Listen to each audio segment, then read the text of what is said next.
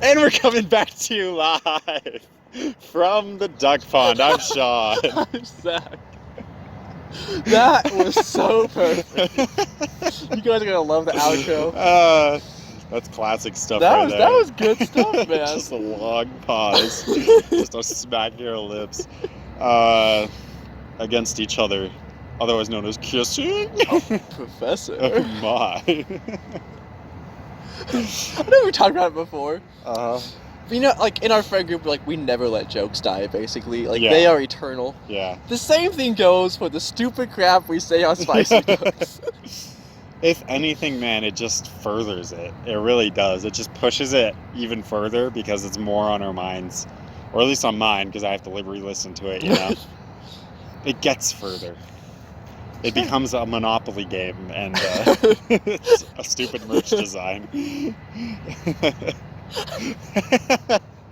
I just can't believe, one, we have a fake merch store, and two, the Monopoly things are still, like, every time you bring up this, probably just like, yeah, that's not really a thing. I just want you to know, Ugh. one of the merch store links in the last episode was the IMDb page for VelociPastor. Yes. I'd have it no other way. I loved the really long title you had.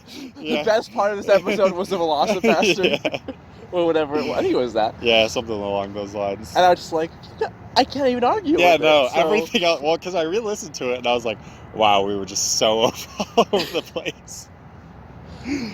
I feel like, especially this semester, Yeah. and a couple, like, and there's always been those episodes, like, last semester, and even before that, that's like, we have nothing, we're just here, we're just talking, but, like, last time was pretty bad. We were just shooting. Last time was one of the worst in a long time. And by that I mean the best, of course. But I gotta realize, I'm pretty sure, no.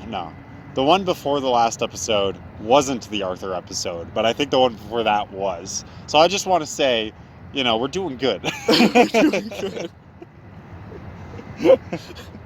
We gotta keep it up, keep it doing good. This is our redemption episode. Yep. So we accumulate that good karma. So next time, maybe we'll be Reincarnated with some good goonies. Goonies. Need some good goonies. Yeah, I need that Sattva. I think that's one of them. Yeah, Sattva was the good one. You're right. Oh, good. Yes, Yeah. I remembered something. Gotta get me some. Thomas was the bad one, right? Yeah, because tamales are bad. Ah. That's not how I remembered it, but now it will be. Forever. Sattva. Get me some Sattva in my goodness. What was the order one? Fetch. I don't remember. But I'll tell you what. I like saying goodness. Your favorite word? Instead of goonies. Goodness. Okay. Like Guinness World Record. Stop. Or maybe continue. Think about the fact that the people who get Guinness World Records have to have such good goonies. Because they're talented. You know, that's true. You know what I'm saying? They're going places. That's why it's called Guinness World Records. It's because it's about the goonies. Man, that's wild. Man, if you guys don't understand the metaphysics of Vedic Hinduism, this is not making a lot of sense to you. But, like, let's be honest, everybody understands this Yeah, stuff. exactly. It's common knowledge. And if you don't know, you're kind of an idiot. Yeah. But, take it back. I didn't mean it. How could you insult our viewers like that? They're not even the reason we're here. That's why it's okay. Right? Right, guys? Right? Everybody say right. Sean knows. I didn't hear this right, though. I was hoping Comment right down below. No one's gonna do that. I'll do it. No, you won't. No, I won't. You're right. Let's be real. That requires some thought some and effort. Not Two really things I hate. Not really much of either, but some. A little bit. That's a little bit too much. So, I was walking just through the parking lot to get to the door this morning. I walked past this car, and they had one of those little, like, dashboard figures. Yeah, dancing. Yeah, and the car was completely still, but it was just going, right? It was having the time of its life. And it was of a sunflower. And my only thought was Flowey. And I was like, no, Flowey. It's going to kill you. It's evil. That's a wonderful idea. And I thought I had to share that because every time I see flowers, though, it's just Flowey. Flowey the flower. Stop. You're new to the underground, aren't you? Flowey. Someone ought to tell you how things work around here. Guess little old me will have to do. I know this so well. I'm impressed, honestly. I will say, Flowey may or may not be the reason I have trust issues now. What about, like, I don't know, I feel like there's other people in your life. Like Sean, specifically. Oh, Corby. My gosh. Actually, no, Corby doesn't give you trust issues because he's just straightforward. He's nothing but honest. Corby is brutally honest. Corby's nothing but honest. I, however, will lie to your face. John, how many times have you lied to my face? Today? Today? I was going to say today, like in this hour. Today. Yeah, just today. We've been talking for like 10 minutes. I give it a 15, 16. Well, now it's 17. Wow. So what I just said was a lie. So you don't actually know how many times. More. Every Sean story on Spicy Nuggs has actually just been a lie. I've never told a single truth on this show. I am just a character created for my own amusement because it's not for anybody else.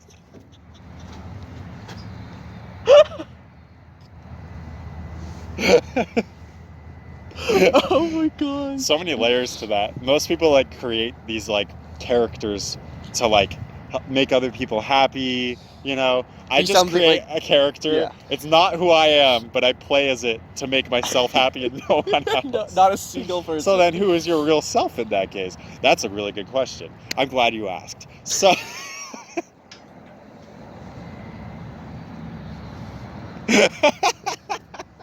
well, I'm ready. Just having a conversation with myself. I was gonna say, but Sean, if this is the person, like the character you are being to make yourself happy because it's for you, would that be your ideal self? Is this your ideal form? My ideal self is just the one I am in Spicy Nuggs. Yep. What a nightmare. I can't think of anything better than this. Are you kidding me? I gotta say though, on the note of ideal self, back at the beginning of the semester in positive psychology, when I had to write like a paragraph about what my ideal self is, about what like my best vision of myself in 5 years, crap like that, right? There are all these positive psychology exercises to try to make you more hopeful. And it did not have that effect on me because I just realized I never think about those things. And I'm like, is there something wrong with me? Like, I don't know what do I want in 5 years? I don't know. I don't think about that. 5 years? I'm living in the now. Exactly. Like, what am I going to have for lunch today? That's a better question. What's my ideal lunch? I'm so glad that you are not attached to your future self. Dude, I can't be attached to something that I have no concept of. But maybe I'm attached to the lack of concept. Oh. So what I need, if I ever form a concept of what the future will be, what I need to be is unattached to the lack of a concept. Man. Buddhism, man. You just broke me all over again.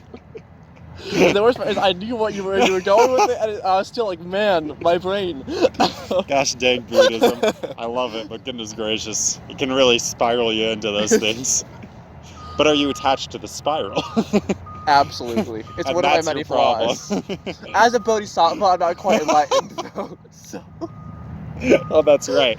I'm fully enlightened, and I'm really proud of that fact, but I'm not really, because I wouldn't be attached to being enlightened. But you're really selfish for being enlightened. But you're a bodhisattva, so you're not quite enlightened, but you're trying to help others. I'm simply awakened. And we both think we're better than each other, but neither of us are attached to the idea of being better than each other. Buddhism is a mess, man. But I would never be attached to the idea of like helping other people become awakened. I'm just doing it because of compassion. That's such a good point. So like the bodhisattvas, they're like, listen, you guys who say you're enlightened, that's great. We're almost enlightened, but we decided to hang back and help other people get enlightened, so we're better than you. And then the enlightened people are like, so doesn't that mean you're attached to the idea of helping others? Not quite being enlightened? And they're like, well, aren't you attached to the idea of being enlightened? And then they all cry. So really? Or probably meditate. Can you ever escape attachment? That's the question. Dude, that is a great question. Can you escape attachment? No. Okay. Elaborate. Nothing else to say. The end. Well, here's the thing.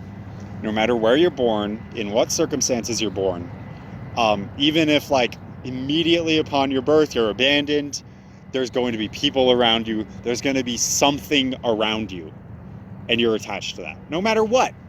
Right. It doesn't matter. The very first thing you do as a baby is grow attachments. That's psychology, right? That's a theory in psychology, is that as a baby, what's that lady's name? Fetch. She's kind of known as like the female Freud. She had this huge, her whole theory was based on the idea that babies form attachments, and if the attachments are secure as a baby, they'll grow up and be well adjusted. But the first attachment they form is with the mother's breast, because that's all they can see. They have very bad vision, so then whenever they get food, all they see is the breast, and then they get food. So if they cry and they get food, they're forming a secure attachment. Man, this is psychology, man. Psychology is just as stupid as Buddhism. Anyways, what I'm saying is attachments, you can't avoid them. You can't. So that's like brings an interesting question of, if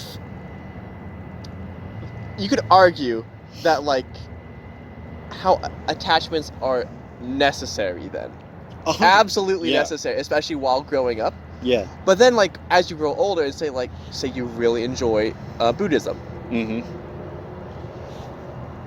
And the whole point is not to form attachments. Is there like would there be a shift there? Like, so like where attachments are important in one part of life, and then like you are supposed to grow out of these attachments through enlightenment, I guess. Yeah. Or is it that like, no, attachments are bad, we should not want our children to be attached? My thought is something our professor always brings up, which is that like this is like an ideal. The ideal is to be not attached, because then you won't suffer, you know? Right. But how realistic is that? How realistic is it to be like Jesus in everything, you know? It's the exact same comparison. You're not going to be. You can't be. There's no way. These are idealized things. But I think within Buddhism, at least, the major purpose of it is, at least in my mind, a lot of it is to avoid like anxiety and things that like hold you back because you're stuck on them. Yes, whether that is the future or the past or someone or something, you know, the idea is detach yourself from it, because if you're always stuck in the past, let's focus on the moment, right? Right. Let's not be attached to whatever happened. Let's not be attached to what may happen. Let's just live where we are. And I think that's really the most important part. I love that you brought that up, because I was going to mention, as much as I hate it, I don't know why I guess I should hate it, but like I've actually really come to like this idea of not being so attached to things. Yeah. And I had this realization almost of like things that like I have been very attached to, and I would get, and it would frustrate me when like say something changed, or something just didn't go how I wanted it to, because I was attached to the idea of like it has to be this way or something. And recently I'm like, I guess I just don't care as much about those things anymore. And I guess I have Buddhism to thank for that. And it's just like, you know, it is what it is, and I'm okay with that now. You know what's crazy? Talking about psychology, because in my therapy class, we just learned about a form of therapy called, what is it called? Response emotive behavioral therapy, something along those lines. And the entire point of it, it's very Buddhist in nature actually, is the therapist's job is to find the person's irrational beliefs and help remove them. Okay. So a person, for instance, they're feeling really bad because they tried to get a job interview and they didn't get it, and they've tried a lot and they can't get it. They just don't have good interviewing skills. So they feel bad about themselves. Right. So then the therapist might be, and it's like a very like, it's not like a listening type of therapy. It's like very much like get in their face, make them confront these things as quick as possible, because that's where the problem's coming from. That's where the anxiety is probably coming from. And so they'll be like, okay, so you're feeling sad, right? They're like, yes. They're like, why are you feeling sad? They're like, well, I guess I feel like an idiot. And they're like, okay, that's irrational. That's like, the problem isn't that you feel like an idiot. The problem is you believe you should be something else. You must be smarter. You must be better at this. And that's where the irrationality comes in. You might say you're attached to the idea of being smarter, right? So you need to detach yourself from that. You need to eliminate that. It's okay to think I want to be smarter, right? But it's not okay to think I should be. And that's a lot. That's like encompasses almost the full therapy right there. That's fascinating. And it's like, you can see it really overlaps with Buddhism in a lot of ways. Because it's like, find those attachments, find those beliefs that you feel you should be, get rid of them. Because that's your problem. So I kind of have a story. I don't know, maybe it kind of goes along with that. Yeah. We're just like, with like certain beliefs or like, you should, like, or you can, stuff like that. Yeah. Basically, I mentioned to you a little while ago that I was looking for a new job, right? Mm-hmm. Have one now. Woo, dab. Anyways, it's fine. But one of the places I was just vaguely considering applying at was actually the Hampton Inn across the street. Okay. And I actually did end up applying there, not working there. But it was interesting because I was driving over there after, it was a Thursday, I'm pretty sure, just after class. Yeah. And I was like, wait a second, I'll just go and stop by, see if we can get an application or whatever. Yeah. And on my drive over there, I remember having this thought process of, I was like, do you really want, like, would you really want to work there? Like, aren't you better than that? Oh, wow. And the second I had that thought, I told myself I was going in. Interesting. I was like, no, you're not. Get yourself over there. And like, when I had that reaction, my instant reaction was to humble myself, basically. Yeah. I hated the idea that that's what my first thought was. Interesting. And that's the whole reason I went in there. And I got an application. I actually had an interview. I had a second one scheduled, but I got hired at actually Lehigh City. Okay. Before, so I canceled that one. Yeah. But this whole idea that I guess I have this perception of, and I think a lot of it comes from expectations of what I expect from myself, and what other people expect from me. I remember having this conversation, building off that, I remember having this conversation with my dad, and this was when I was actually, before I had my job at Learning Techniques as a teacher. And he actually encouraged me to look for jobs that weren't just like fast food and stuff like this. And so I was like, and I liked the idea. I'm like, yeah, like it would be a great growing opportunity. Yeah. But at the same time, I think back on that, I'm like, I think it's awesome I had that opportunity. Yeah. But I would hate to ever see myself as above doing any of those other jobs. Right. And that's like a realization I've had, just like in this last week. So. That's really cool. And yeah, I think that applies here. It's like almost in the opposite vein from like this feeling is causing anxiety. It's like causing undue amounts of like pride maybe.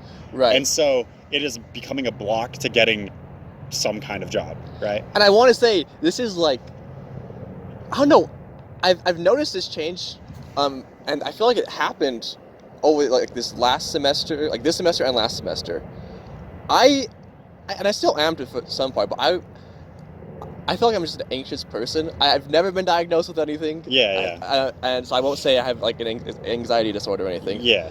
But like, I would be like nervous in class to like raise my hand and like say my thoughts and stuff like that. I feel it now. It's still there a bit. But it's not as bad. But recently, I feel like I almost am trying to battle like this an amount of pride. Interesting. And I have no idea where his pride's coming from. Because if you asked me a year ago if I had any sense of that, I've been like, ha, do you know who you're talking to? Or you would say, of course. Well, right? Yes, I would of course say that, but like deep down, like And that's interesting that like in some ways, it almost seems, I'm not saying it is this way, but like you've swung the pendulum from like an anxiety, kind of an anxious personality, and as that has changed, it's swung into more of a prideful one. I'm not saying that's the way it actually has, but it almost seems that way. And that's kind of how it feels. Because like it's actually, it's building off that. When I used to drive on the freeway, like I would think like 7 steps ahead of like, I'm like, what if this car does this? What if I do this? Blah, blah, blah. How does me changing into this lane to the right affect the person not only behind me, but like 10 minutes from now, like traffic. Effect and all that, yeah. Like, and that would be on my mind constantly, like every single day. And that, it was that way for years, honestly. And now I don't do that as often anymore. Like, I'll just change lanes if there's room for me, and I don't think twice about it. And I've had this realization, part of me doesn't like that I don't do that anymore. Interesting. Because I feel like, while yes, I was causing myself a lot of stress and anxiety by doing things like this, I was also being a lot more aware and mindful of how I was impacting myself and others. Dude, that's very interesting. I felt something similar as I went to therapy and like got medication for depression and stuff. I felt something similar, specifically applied toward like my creative outlets.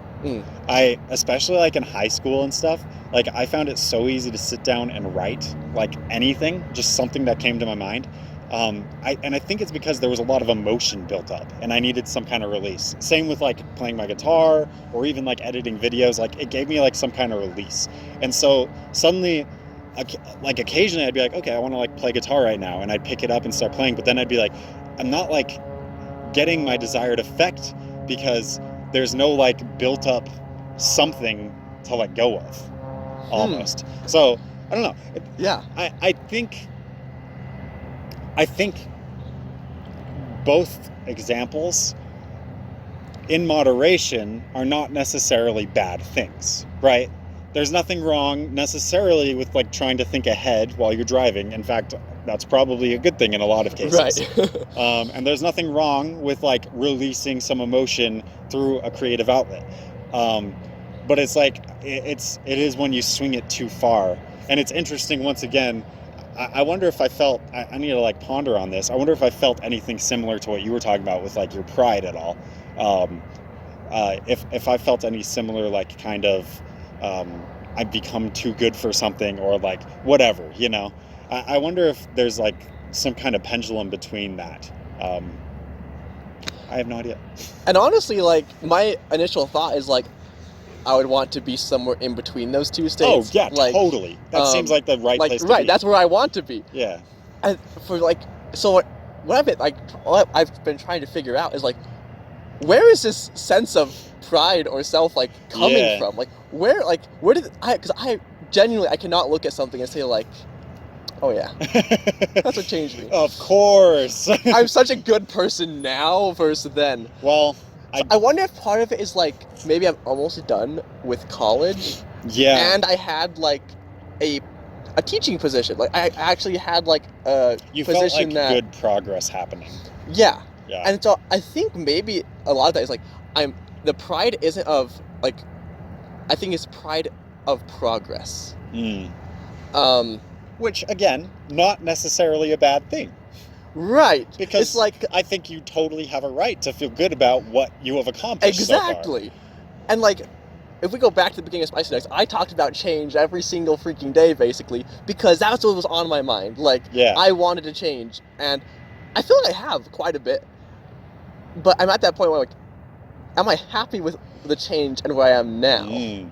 So, to pull us back and to end here, I guess the question is, if we're pulling back to Buddhism, as we were talking about attachment, is that attachment to where you were, or if you feel like you've swung too far to where you were, right? Is that attachment like a healthy attachment? Is there such a thing as a healthy attachment? these are the questions to leave us with as we end today's episode. You got my brain spinning. The wheels are turning. Let me just say this, and I'll leave it with this. There definitely is one thing that has raised your pride. It is Spicy Nuggs and Smash Bros. Of course. So if you want to feel better about yourself, go on down to that merch store and buy some of that wonderful, wonderful merch. It will make you feel great. Hit the notification bell, subscribe if you haven't, and comment down below. Thank you all so much for joining us today. I'm still Sean. I'm still prideful. We'll see you next time. Bye-bye. Zach is right. Zach is always right. Sean is wrong. Always very wrong. Sean is right. Sean is always right. Zach is wrong. Zach is very wrong. Do do do do do do do do. For Spicy Imagine Nuggs. having to sit in the grass while you record. Like a peasant. Oh. That's where peasants sit. That's what, are you saying? So we were peasants when we started Spicy Nuggs, and now we're kings? No, I didn't say we're kings. I just said we're not peasants. I mean, would you not say that this bench is our throne? I would say that it is our workplace. I would say that over the course, I'd say each semester is like a cycle of reincarnation.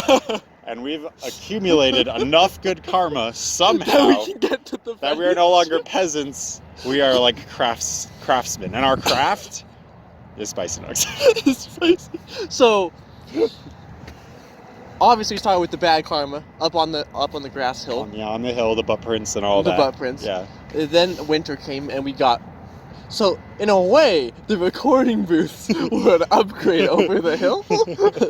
No, the recording booths are downgrade by far. Oh, so we remember we accumulated a lot of and bad how hot karma. it was? And the first season of Spicy Nuggs was really bad. That's what I'm hearing. We were real bad. A lot of bad karma there. We were naughty boys. I'm having a hard time believing that from the second semester to now, we accumulated good karma through Spicy Nuggs. Think about it. What have you done? What have I done? Let's think.